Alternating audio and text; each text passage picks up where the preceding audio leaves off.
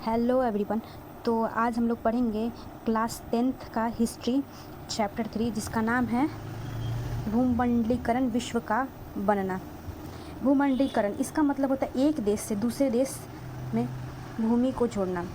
जैसे कि ये हो गया अमेरिका, ये हो गया उत्तरी अमेरिका, ये हो गया दक्षिण अमेरिका। ये जो जुड़ाव है इसी को बोलते हैं भूमंडलीकरण, यानी कि दो देशों का जो भूमि जुड़ता है उसे भूमंडलीकरण कहते हैं। ठीक है, तो एक देश से दूसरे देश की भूमि को जोड़ना, यह भूमंडलीकरण कहलाता है। स्थानों को जोड़ना, व्यापार करके, पूंजी से या सेवा से, किसी भी तरह से स्थान को जोड़ना ही भूमंडलीकरण कहलाता है।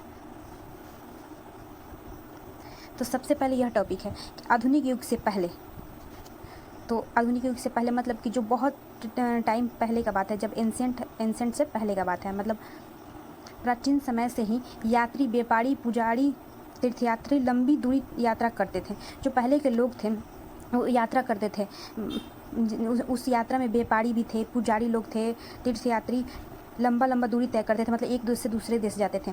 यात्रा के दौरान वस्तुएं, पैसा, विचार, हुनर, कीटाणु, बीमारी भी साथ साथ लेकर जाते थे। मतलब यात्रा करते थे तो अपने साथ साथ अब पैसा भी लेके जाते थे। अब जाहिर सी बात है कि यात्रा करेंगे तो पैसा तो लेके जाएंगे ही, विचार, अपना जो यहाँ का विचार है वो तो लेके जाएंगे ही, अपने साथ हुनर भी लेके जाते थे, और जो कीटाणु होता था यानी बीमारी, वो भी साथ साथ उनके साथ साथ जाता था।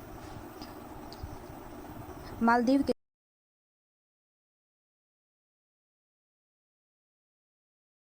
रही है रेशम मार्ग।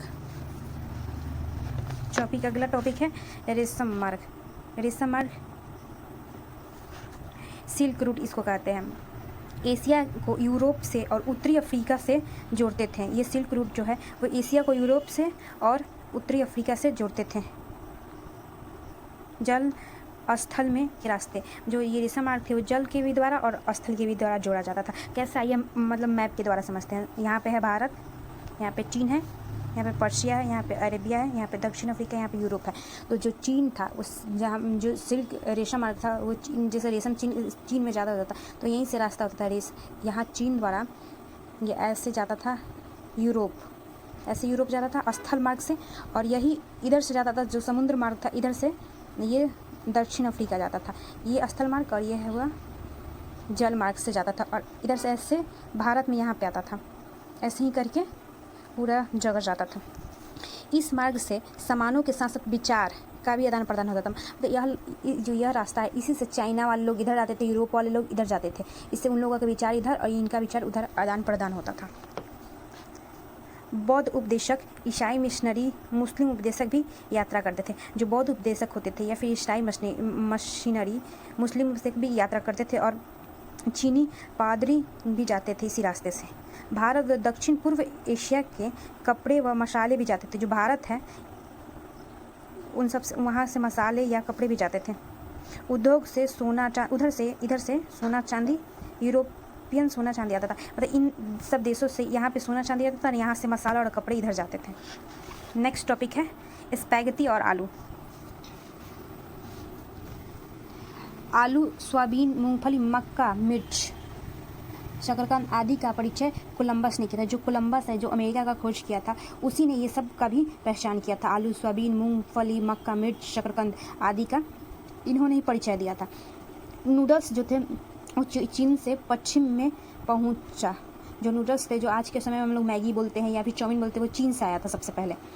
इटली में स्पैगेटी, मतलब जो नूडल्स है, यूरोप में इसको स्पैगेटी बोलते थे किसी नाम से, और भारत में इसको सेवई के नाम से जाने जाते थे। चीन में क्या बोलते थे? नूडल्स, और यूरोप में यानी कि इटली में स्पैगेटी, और भारत में सेवई। आयरलैंड के गरीब काश्तकार आलू पर निर्भर थे। जो आयरलैंड के लोग थे, वो जो आयरलैंड के गरीब लोग थे वो आलू पर निर्भर हो रहे थे। 1840 के दशक में आलू की फसल खराब हो जाने के कारण यहाँ भयानक अकाल हुआ। कब? 1845 से 49 पड़ा। 10 लाख से अधिक लोग की मृत्यु हो गई। इतना भयानक आयरलैंड में आलू का अकाल पड़ा था 1840 के दशक में कि लगभग 10 लाख लोगों की मृत्यु हो गई।